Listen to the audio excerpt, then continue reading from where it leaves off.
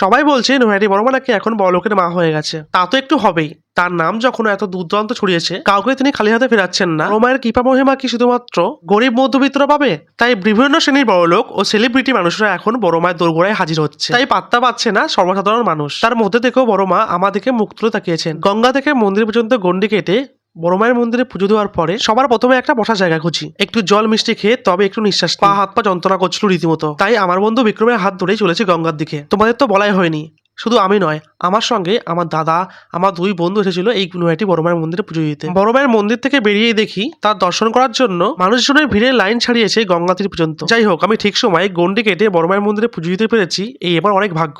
গন্ডি কেটে বাড়ি যাওয়ার পথে আবার চলে এসেছি গঙ্গাতে। গা হাত পা ধুলোবালিও ঘামে ভর্তি হয়ে গেছে, তাই স্নান না করলে একটু চলবে না। আমি ছোটবেলা থেকে সাঁতার কাটতে পারি, তাও রিস্ক নিয়ে নিই। অল্প জলের মধ্যে গিয়ে স্নানটা কমপ্লিট করেছি। এরপর লঞ্চ ধরে ফিরে যাবো বাড়ির পথে। বড় মায়ের পায়ে ছোঁয়ানো ফুল ঠিকিয়ে দেবো মায়ের মাথায়। আজ সত্যি জানতে পারলাম বড়মা সত্যি জীবন্ত। তিনি সবার কথা শোনেন। সবাই বলো একবার জয় বড় মায়ের জয়। ধর্ম যার যার, নৈহাটি বড়মা সবার।